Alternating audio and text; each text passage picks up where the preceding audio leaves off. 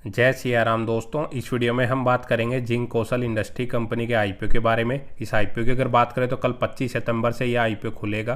Company का business model क्या है वो भी हम देखेंगे। फाइनेंशियल कैसे हैं, प्रॉफिटेबल कंपनी है, लॉस मेकिंग कंपनी है, वैल्यूएशन क्या रखी है, सस्ती रखी है, महंगी रखी है, इसका लेटेस्ट ग्रे मार्केट प्रीमियम कितना चल रहा है, कितना लिस्टिंग इन इस आईपीओ में मिल सकता है और इस आईपीओ को अप्लाई करते हैं तो क्या क्या रिस्क रहने वाले हैं।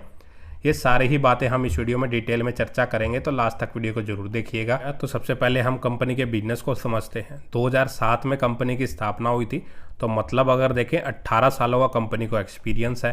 कंपनी का बिजनेस अगर देखें तो यह एक ट्रेडिंग वाली कंपनी है जो अपने मटेरियल को एक्सपोर्ट करती है। अब कंपनी के प्रोडक्ट की अगर बात करें, जो कंस्ट्रक्शन वाली मशीनें हैं कंपनी उनको ग्लोबली एक्सपोर्ट करने का काम करती है।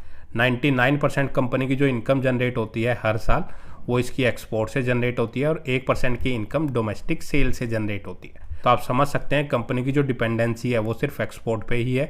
30 से ज़्यादा कंट्रीज में कंपनी अपना एक्सपोर्ट करती है। UAE, Mexico, Netherland, Belgium, South Africa, Australia and UK जैसी कंट्रीज में कंपनी अपने जो प्रोडक्ट है एक्सपोर्ट करती है। अब एक्सपोर्ट क्या क्या करती है, तो कंपनी जो भी ये कंस्ट्रक्शन वाली जो मशीनें यूज्ड और रिफर्बिश्ड जो मशीनें होती हैं उनको भी एक्सपोर्ट करती है।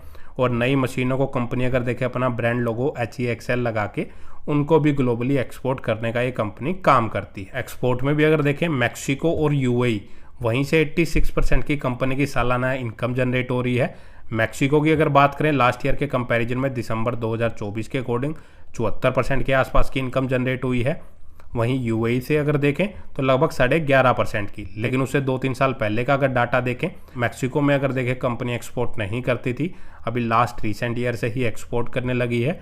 उससे पहले मेजर रेवेन्यू है कंपनी का वो यूएई से जनरेट होता था 95%, 73% और 95%। तो ये कंपनी के लिए एक एडवांटेज वाली बात भी है और एक ड्रॉबैक भी है कंपनी के लिए हो सकता है, क्योंकि अभी यूएस ने देखें जैसे टैरिफ बढ़ा दिया, तो आने वाले टाइम में ग्लोबली ऐसे कुछ और भी चेंजेस आते हैं अलग अलग कंट्रीज में, तो वहाँ पे कंपनी हो सकता है कि काफ़ी इशू फेस कर सकती है और इम्पैक्ट है कंपनी की इनकम के ऊपर आ सकता है। ज़्यादा कोई डाटा कंपनी ने शो नहीं किया है, 2 ही साल का डाटा अवेलेबल है।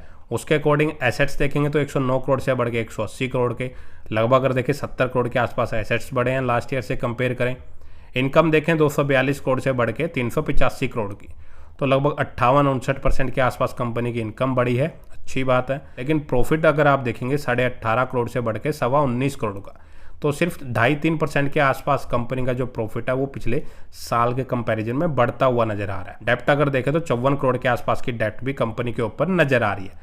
मार्केट कैप काफ़ी रिस्की है, सिर्फ 464 करोड़ की, तो एक नैनो कैप माइक्रो कैप ये कंपनी होने वाली है। तो 500 करोड़ से नीचे ही कंपनी को हम माइक्रो या नैनो कैप कंपनी कह सकते हैं। इसी छोटी कंपनियों में वॉलेटिलिटी काफ़ी ज़्यादा रहती है, उस चीज़ को आप जरूर नोट करके चलें अगर अप्लाई करने जा रहे हैं तो, क्योंकि जितनी ज़्यादा तेजी भी देखने को मिलती है उससे तेजी से गिरावट भी ऐसी कंपनियों में आ सकती है। डेप्ट इतनी ज़्यादा नहीं है, 0.6 का डेप्ट इक्विटी रेशो है, 25 के मल्टीपल पी पे अपने आईपीओ को लेके आई है।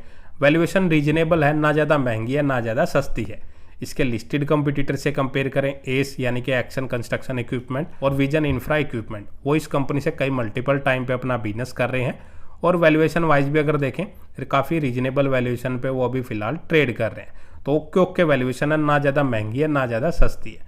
तो ऐसी छोटी कंपनियों को लगातार वर्किंग कैपिटल की रिक्वायरमेंट को पूरा करने के लिए ही पैसा चाहिए होता है, तो यह कंपनी भी वर्किंग कैपिटल के लिए ही मोस्टली जो पैसा है यूटिलाइज करेगी। तो 25 से 29 सितंबर के बीच में आईपीओ खुला रहेगा।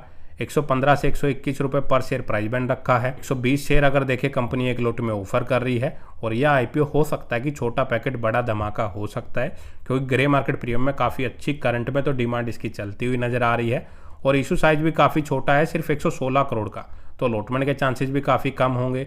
फ्रेश इशू के जरिए 104 करोड़, बाकी 11.5 करोड़ OFS के जरिए कंपनी अगर देखें मार्केट से जो पैसा है रेज कर रही है। अलॉटमेंट की बात करें तो 30 सितंबर को पता लगेगा और 3 अक्टूबर के दिन अगर देखें यह आईपीओ मार्केट में लिस्ट होता हुआ नजर आ सकता है। रिटेल कैटेगरी के लिए सिर्फ 35% का ही कोटा रिजर्व रखा गया है और एक लॉट के लिए 14,520 रुपये की इन्वेस्टमेंट मिनिमम इसमें करनी पड़ेगी। प्री आईपीओ 100% होल्डिंग प्रमोटर्स के ही पास है, पोस्ट आईपीओ अभी शो नहीं की गई है। अब बात कर लेते हैं इस आईपीओ के लेटेस्ट ग्रे मार्केट प्रीमियम की। तो करंट में तो काफ़ी अच्छी डिमांड चल रही है, 51 रुपये यानी कि 42% पे इस आईपीओ का ग्रे मार्केट प्रीमियम ट्रेड कर रहा है, जिसमें अगर देखें लगभग पर लॉट अगर देखें 6,000 रुपये के आसपास का प्रॉफिट इस आईपीओ में बनता हुआ नजर आ सकता है। लेकिन यह टेंटेटिव लिस्टिंग इन है, अभी ज़रूरी नहीं है कि 29 तारीख को जब आईपीओ क्लोज होगा तब भी उतना ही चलेगा। तो डेली बेसिस आप ग्रे मार्केट प्रीमियम को भी ट्रैक करते रहें, क्योंकि वो मार्केट की कंडीशन के अकॉर्डिंग घटता और बढ़ता रहता है।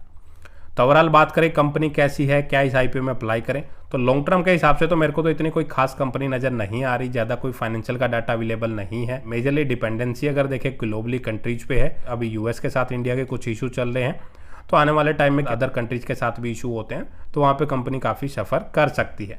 तो उस हिसाब से लॉन्ग टर्म के लिए तो मैं अप्लाई नहीं करूँगा। लिस्टिंग एन के हिसाब से फिलहाल अच्छा लिस्टिंग एन मिलता हुआ नज़र आ रहा है, तो मैं लिस्टिंग एन के लिए ही अप्लाई करने के बारे में ही सोचूंगा।